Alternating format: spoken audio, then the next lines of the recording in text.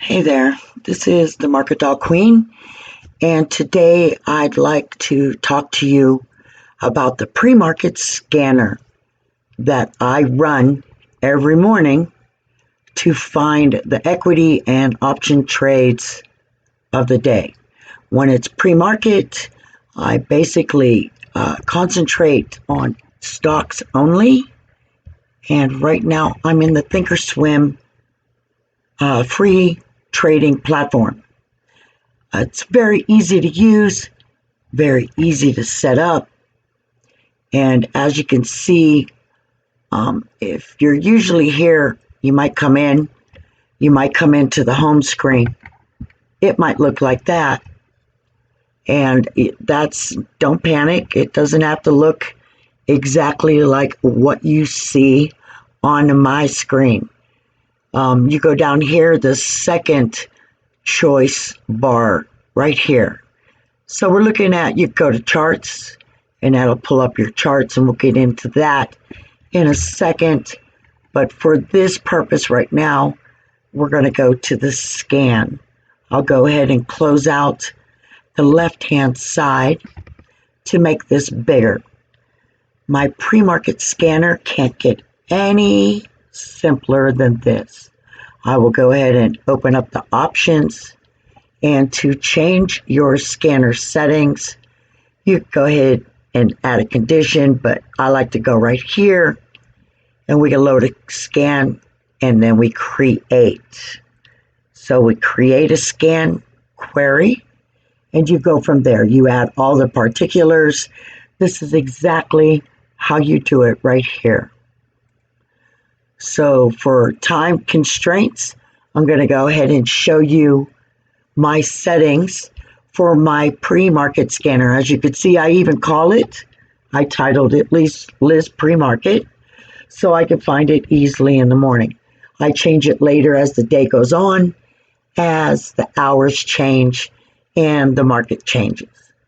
So pre-market, I like a minimum of 10 cents, and down here the ask, at least a penny. So I do like penny tickers, but I like them to come on at least 10 cents. You can buy a whole bunch of them, and you can really get a sizable position. And I do set it all the way up to $40. The second indicator I use is volume. Volume is very important in the pre-market. If you don't have volume, it's like not having gas in your tank. You need volume to go anywhere. So I like when it's pre-market hours, we start a couple of hours even before the bell. I like the volume to be at least a minimum of 10,000 shares traded. When the market gets later, like say, an hour before the bell, I will go ahead and add a zero right here and up the volume minimum to 100,000. That will eliminate all the little peons down below that don't have enough volume as comparable to the ones that are, say, in the 100,000 range to the $1 million range. I also leave the maximum side open, maximum volume, leave that window open, and the same with the ask. And I do that, I go ahead and close it right here because that just takes up space to look at it. And I leave it open, getting back to that, because there are a lot of tickers that fit in that 10 cent to $40 range that they could really pop overnight. They could gap up. So I want to catch those by leaving it open. So I go ahead and hit this scan button over here on the right-hand side. And as you can see, it loads up. And I leave volume. If you click on that, you could change the volume to the lowest, right there, to the highest. And I like it the highest, all the way descending down, as you could see. And this is how I find the pre-market equity plays. And I also pay attention to the higher priced ones, because those are going to become my future, possibly, option alerts and trades for the day. If it's got pre-market volume, it's already revving its engine for the day's trading. This is a good sign. It's already got a lot of retail traders looking at it. So if there's action in the pre-market, consider that a place to look for a possible entry into a trade. If it's within a certain price range, what I like to call a penny ticker, and that could be anywhere between 10 cents and I don't know, $10. Those you could do equity trade. A lot of those are optionable. But I will tell you that just because options are offered on a particular ticker doesn't mean you should trade them. It could be very easy to buy and very difficult to get out of. We'll get into options at a later video. But for the sake of our scanner in the morning, this is how I divide the groups. I love volume at the top. That's my kicker. And then I watch as these move up. I kind of describe it like salmon swimming upstream, okay? You catch them. I catch them as the volume loads in. You will start to see them pile in and the volume increases. Now I'll tell you about these little dots over here. These all carry important information. These blue dots with the light bulb on them will tell you about the earnings. The yellow dots tell you about particular news or that the stock is moving as a continuation from the day before. As you click on each of these dots, you will see these little news bubbles or little pop-ups tell you what they mean or what information they give. This is very important in judging your possible trade for the day also. I keep an eye on all of this. This right here, the red one, it means a conference call is coming. We are about to have the flip of the hour. We just did the flip of the hour, and you should see things start to change. More of these little balls load up as more information becomes available to retail traders. And I tell you what, I just follow this and I find where it's at. I also have a number of shares over here so you know how big the floats are. But this is the basic information I need. I only need the bid. I need to know the last. That's where it closed at. It's white. That's static. It's not moving. So I know where it closed. I know what the bid is, and I know what the ask is, and now I know what the volume is. And I keep an eye on all of this. I will tell you this morning that I did alert UONE right here, UONE, and I alerted it at $9.99. It's done quite a nice pop-up since my alert. I'll even go there, UONE, and I'll click on the chart, and I will show you that it has already hit 1033 pre-market. It's done a little pullback right here, but I still believe it is in play. The other one that I alerted is its sister ticker.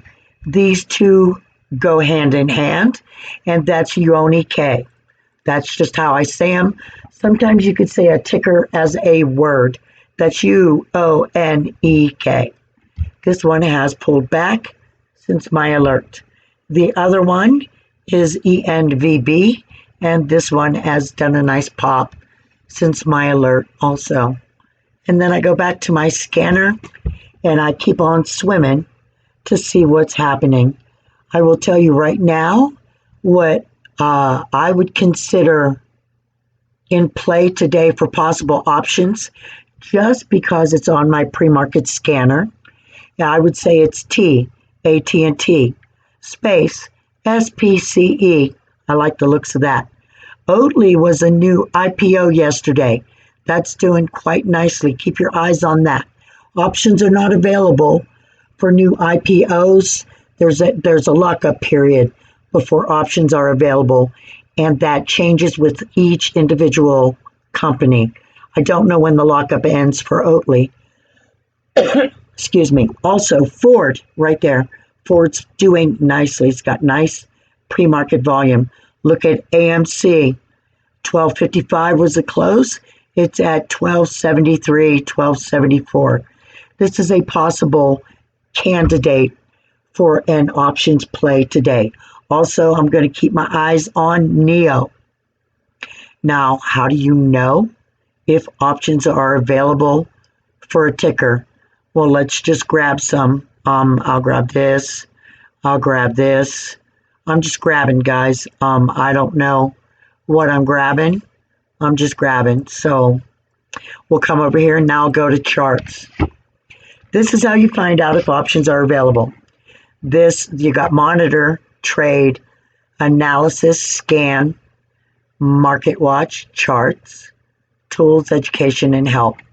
I love this Thinkorswim program. I highly recommend it. You go to trade right there. So the first one we're looking at is ENVB. Has no options available. Nothing to see here, folks. Move it along. Let's go to space. There are options chains. Always pay attention to how many options chains are available. The more option chains available, the higher the interest in this particular company, in this particular options plays. It's very good. The more, the merrier. Let's look at Yala. YALA. Yes, you can see there are obviously less options available for this one, but it is optionable. How about the next one? SRNG. Nope, no options for this one. This is the button I use to find out if there are options available for any ticker that comes across my scanner. This is my secret. This is my shortcut.